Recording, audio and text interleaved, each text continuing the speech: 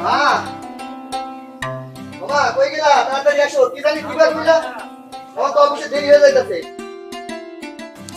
ওরে বাবা রে, এই যে নে, এই 500 টাকা ওই দোকানে পাইতে যাওয়ার সময় দিয়ে যাইস। এটা তুমি তোমার ছোট বলারে কইতে পারতা না? সবকিছু কেন আমারে দিয়া করো? হ্যাঁ, আরে বাবা, যাওয়ার সময় দোকানটা পড়বো, একটু দিয়ে যা। তুমি তো ওরে দিয়েও পাঠাইতে পারতা। যাও।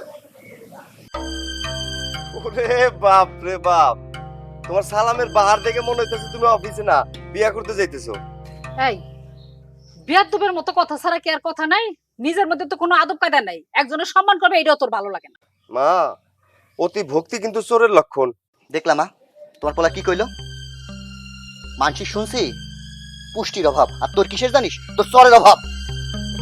কে ভক্তি করলো আর কে চুরি করলো এই দিকে খেয়াল না দিয়ে নিজের দোকানের দিকে খেয়াল দে। ব্যবসাটা তো লাঠি উঠাইতাছি। ভাইয়া, শাক দিয়ে তো সবাই মাছ ঢাকার চেষ্টা করে, তুমি তো তার বাইরে না।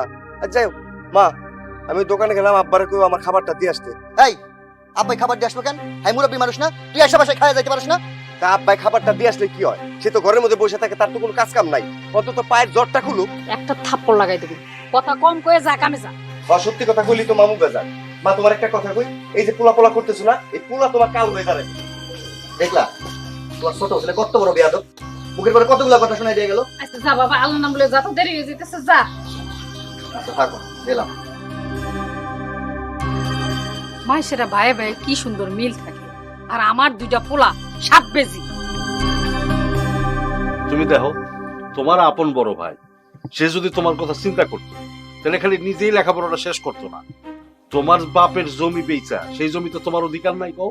সেই জমি বেচা নিজে লেখাপড়া শেষ করে আর ভালো চাকরি করে ভালো আছে। তোমার কথা একবার ভাবছে? তোমার দিছে একটা দোকান করতে, এই দোকানে মাল আছে না কিছু আছে, কি দিয়া কি ব্যবসা করবা কও? এই জন্যই কই, সময় থাকতে নিজের জিনিসগুলা বুঝা নাও।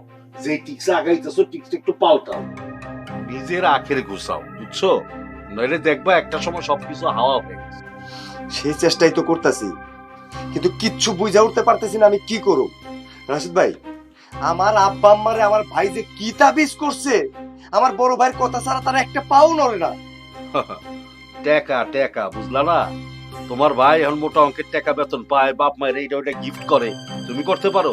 এই জন্য মনে করো যে তোমার বড় ভাই তাদের একদম চোখের ধন হয়ে গেছে, আর তুমি হয়েছো চোখের বিষ। এই জন্যই কইতাছি, সময় থাকতে নিজের টিক্সটা একটু পাল্টাও, অন্যভাবে অ্যাপ্লাই করো, নিজের জিনিসগুলা সব বুঝা নাও। না রাশিদ ভাই, আমি এর সব কিছু বুঝাই নেব। আপনি আমার একরকম দেখছেন তো, আপনি আমার আরেক রকম দেখেন নাই। আমার বড় ভাই আমার সব সম্পত্তি নিব আর আমি এটা মাইনে নেব, আপনার তাই মনে হয় না? আমি সেটা মাইনে নেব না। আমি কড়ায় গন্ডায় সব কিছু আদায় করে নেব। অনেক সময় মাথা গরম থাকে, অনেক কিছু বুঝি না। আপনি যেটা কইছেন ওইটাই ঠিক। আপনি তো আমার বন্ধুর মতোই, ভাইও মনে করি। বড় ভাই মানুষ আপনি, আপনি সবসময় আমার পাশে থাকেন।